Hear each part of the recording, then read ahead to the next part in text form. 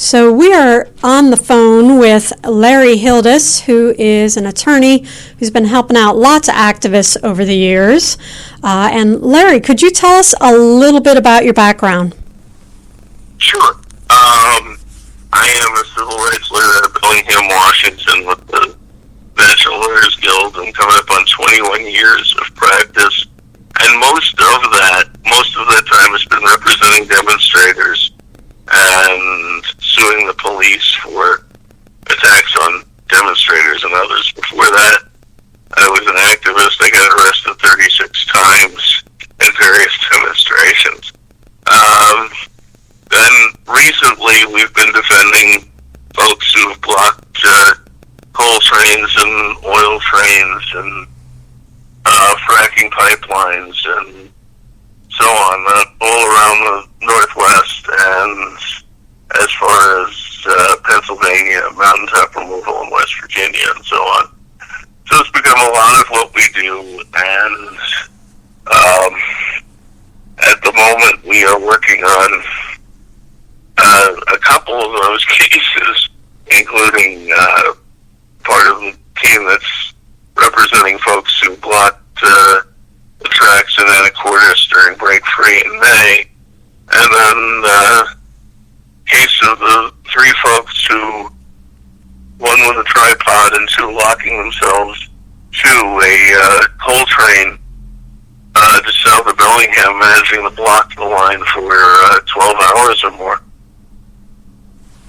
Right, and that was a spectacular blockade. I think a lot of their comrades all across the Northwest were really impressed with that. Could you describe some of the details, when that happened, where, and just how exactly these coal train and climate change protesters stopped this particular coal train? Sure. Yeah, it was back at the beginning of September, I know, because we were up on Vancouver Island and north end of Vancouver Island on vacation, and came back to hear about this very well planned, action. August 27th. It was just south of Bellingham, on the border between Chuckanut Bay and Bellingham Bay, an area that's known as Mud Bay, partly on the trestle and partly along the shoreline. And one person, allegedly Spencer Morgan, blocked the tracks with a tripod and stopped this specific coal train. And it took them hours to the Burlington Northern Santa Fe and its own police. It's a very isolated location. The only easy way to get there, other than on the train, is by water. So folks came in to support by kayak. It's a very strategic location. It's a single track, and he blocked the front end of the train for several hours.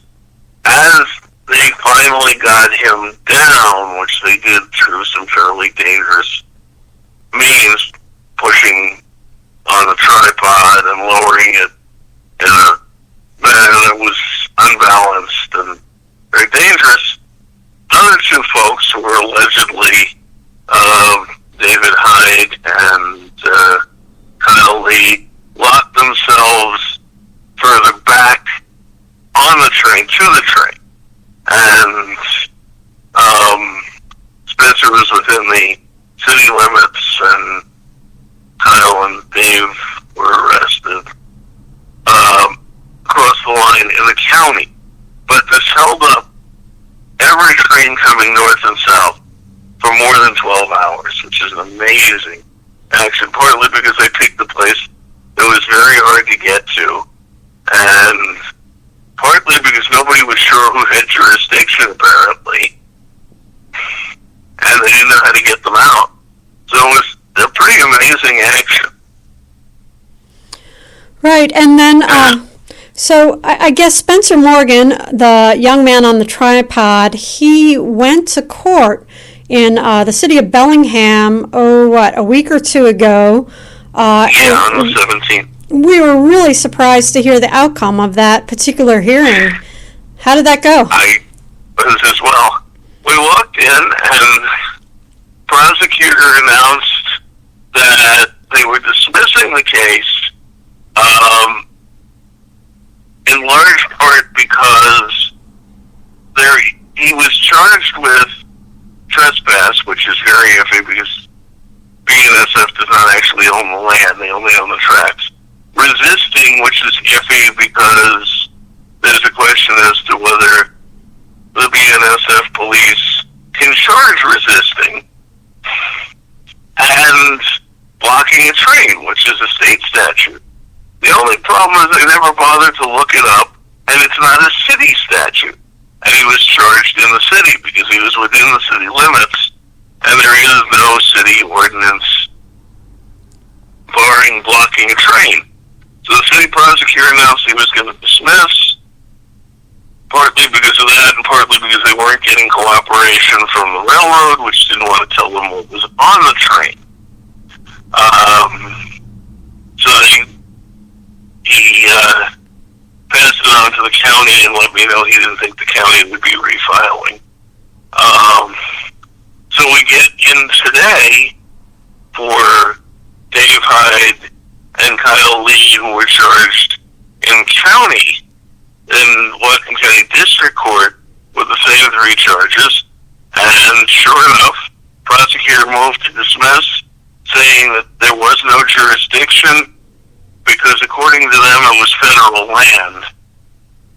He wouldn't say whether they were having problems dealing with BNSF, but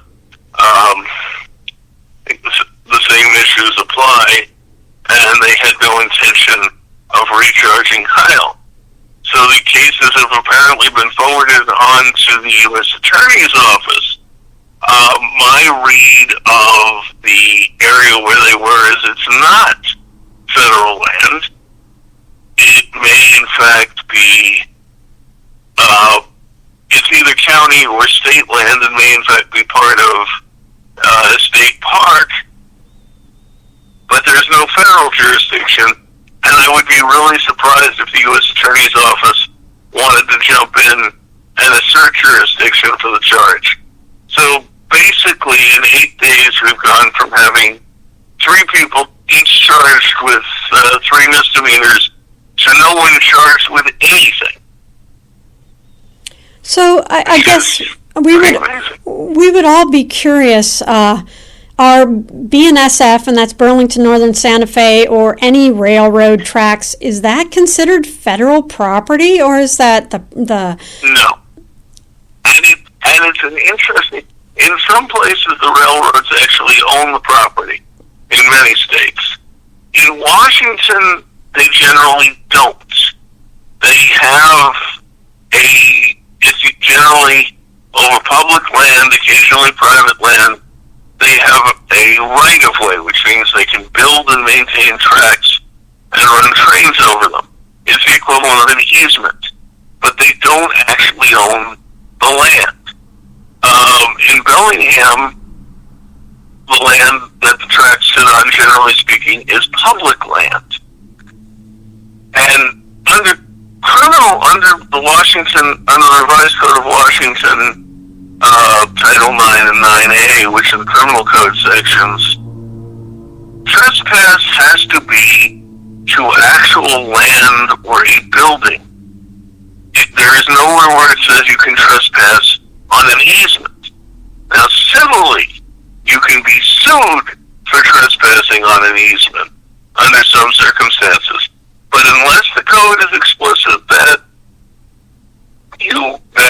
trespass applies, it doesn't, because the Fifth Amendment requires that you be properly on notice of what is and what is not a violation of law. So if it doesn't say it is, it isn't. So no, and there's this myth that trains are all, that if you block a train, you end up in federal court, because folks did who blocked the white trains. White trains were federal trains. They were operated by the federal government. They were carrying nuclear material that was federal property, and there were a whole set of regulations that were specific. So if you block those, or if you block trains at the Concord Naval Weapons Station, where it's on Navy property, or was on Navy property, it no longer is, then you could be charged federally. But, no. Otherwise, it's either private land, railroad land, or public land. And in the state, it's either private or public, not owned by the railroad. So yeah, I don't know what they're trying to do with the federal claim. I think he was trying to find some way to save face for dropping this.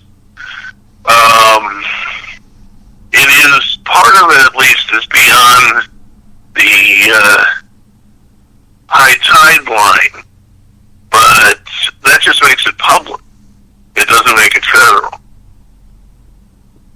Oh, so if it was below the high tide line, it'd probably be under like the U.S. Army Corps of Engineers or some other federal agency like that? Only in terms of developing it. The Army Corps doesn't step in until somebody wants to do a project to build something that affects it. As long as nobody's doing that, then they don't actually have jurisdiction. So they had jurisdiction over the plan for the whole port north of here at Cherry Point because it would affect fisheries and navigation and public waters, which is something the feds have a say in, and the Army Corps of Engineers has a say in. But nothing was being built or dismantled here.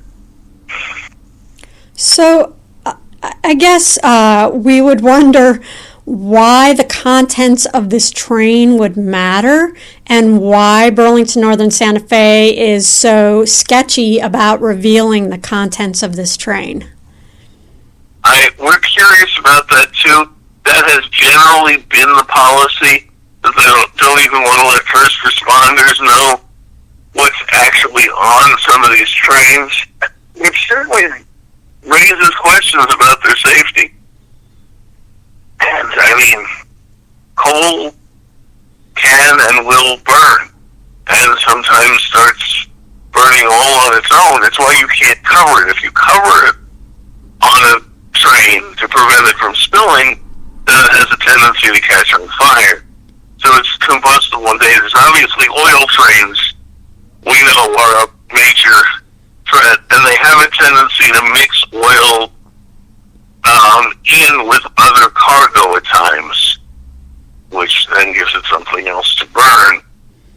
So they've been, BNSF in particular, has been very, very closed-mouthed about what's actually on trains.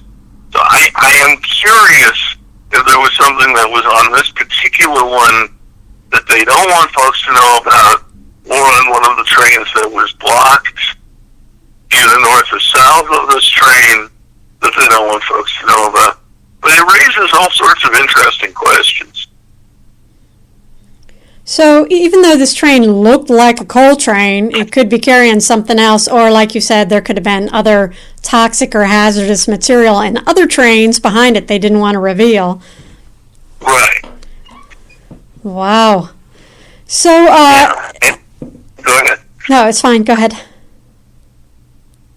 And as I said, coal and oil themselves are very hazardous cargo. They're prone to all sorts of potential and actual environmental problems and potential disasters. So I'm not sure how much you can talk about the Break Free Pacific Northwest action, and of course that's prosecution and litigation around that are still underway. But what kind of implications does all this dismissal of charges have for the whole movement across the Northwest against coal and oil trains and terminals? People should be really encouraged by it. It is getting harder and harder to find any place that wants to prosecute these cases. Skagit County is going ahead. The prosecutor is taking it very seriously. He keeps talking about what a serious action this was and how they need to pay the penalty for what they did. He was also, it turns out, involved in reviewing the intelligence about what was likely to happen, and otherwise, definitely not a disinterested party. But yeah, I mean, it's getting harder and harder. Bellingham won't take these cases. Whatcom County won't take them. I suspect there will be a number of other places that will not want to prosecute folks for doing this. As fossil fuels become more and more controversial, as these terminals get defeated one by one, and as people become aware of the threat that these are, and the derailment and Mosier definitely drew a lot of attention to that, and a lot of the first responders were saying that this is inherently unsafe, that they shouldn't be running. So it starts to raise questions as to whether people blocking, coal and oil and natural gas are the criminals here. Obviously, our position is no, that this is an important act of conscience that is going to be necessary. I don't believe we're going to get real fundamental change on this unless people keep putting their bodies on the line to stop it. And people are. And yeah, the more folks don't get prosecuted, the more they're able to do these actions, the more popular support there is, the more effective the movement will be as we go on. Well, and certainly we know from the Megalo campaign that the more unpredictable you make, shall we say, the business environment for a railroad, it becomes more and more uneconomical for that particular railroad to run its operations if they never know what's going to happen next, if they have to hire more security, et cetera, et cetera. Do you think, and I'm asking this question from what in general is a very conservative, if not reactionary, political environment here in Idaho, do you think that some of the reticence in litigation around coal and oil train blockades is coming out of the political environment of Bellingham and Whatcom County, which have passed resolutions against both kinds of trains, and where Whatcom County has issued a ban on any more permits, them accepting any more permit applications for fossil fuel facilities until the big county plan can be completed.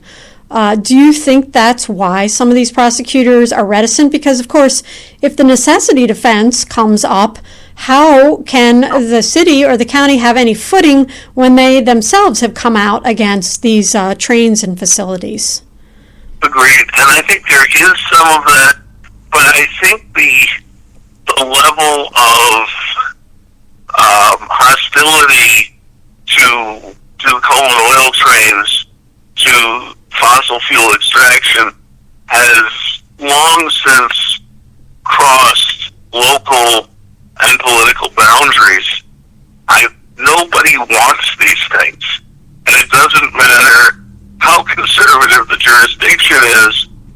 People are aware that oil trains blow up, and especially people in first responder positions in places along the line, all the way along the line, know this.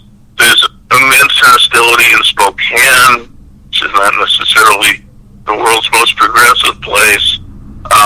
Hearing the statements that came out of Mosier when the Union Pacific train derailed, about how there's no way to make these safe, from places a lot more conservative than here.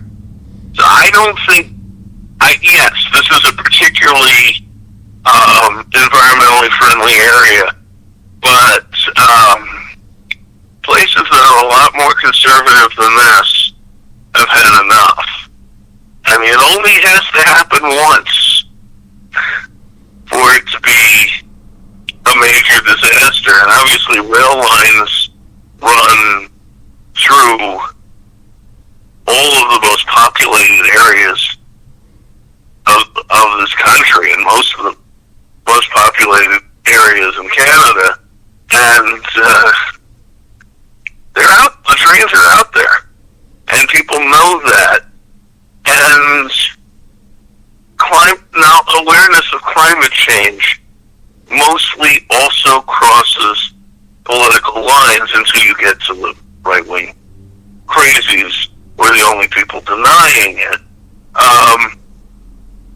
It doesn't take much to notice that it's getting warmer. And so, yes, I'm not surprised this is one of the first places you can't convict people on this, but I suspect that's going to be the trend, because people aren't going to look at these protests in the hostile manner that they might have, years ago. This is, I suspect, even in Idaho, nobody really wants the stuff running through town. And I'm imagining the coal trains and the oil trains, some of them are coming, across Lake Ponderay, and explosions don't know boundaries either. So, yeah, I suspect it's going to keep getting harder and harder for the railroads to get anyone prosecuted for the stuff.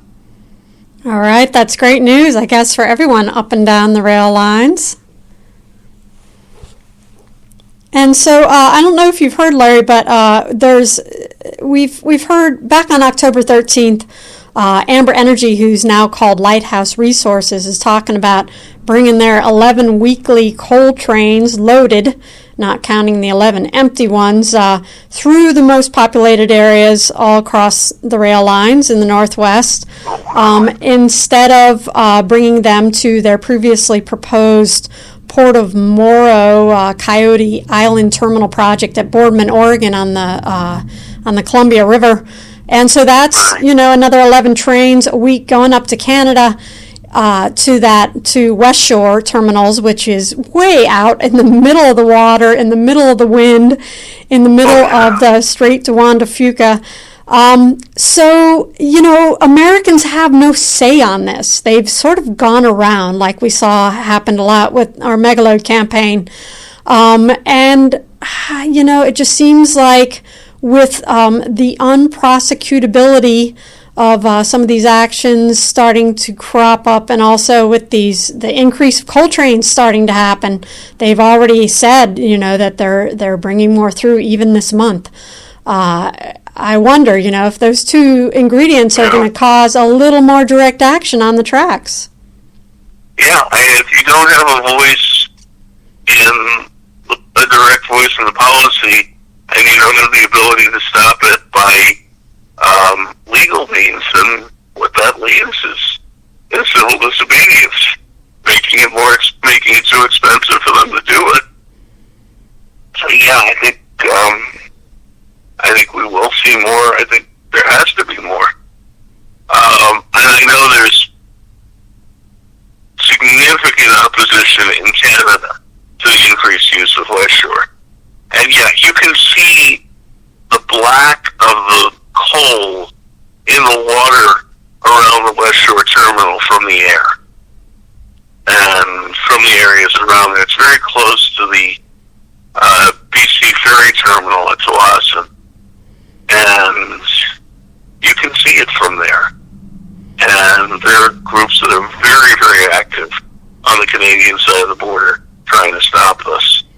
And the more action that happens on this side, the better it is for them, and the stronger they are on that side of the border. Right.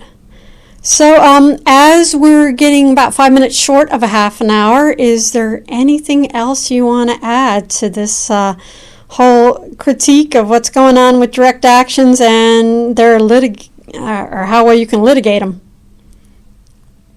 These are really it's an amazing time to be doing this work and to be living. The coalitions that have sprung up to stop these things are just amazing and cross boundaries that we haven't seen crossed before. There's alliances. Montana, the Otter Creek mine was stopped by an alliance of literally cowboys and Indians working together for the first time. So, yeah, I think the inability to prosecute is an illustration of that. But this is a time when things are very scary, but we have an enormous amount of power and people are listening. So I think there's a real potential to make permanent fundamental change in the environment and the political climate. And all it needs is people to shut off Trump and Clinton and go out and act and speak out. All right. Well, we're really grateful for lawyers like you that have been helping out activists for years. So thank you so much for sharing your reflections on all of this, Larry. Thank you, Helen. And we're really grateful for all the folks who are out there taking action. It's important. All right. Well, thanks again. That's why we're here.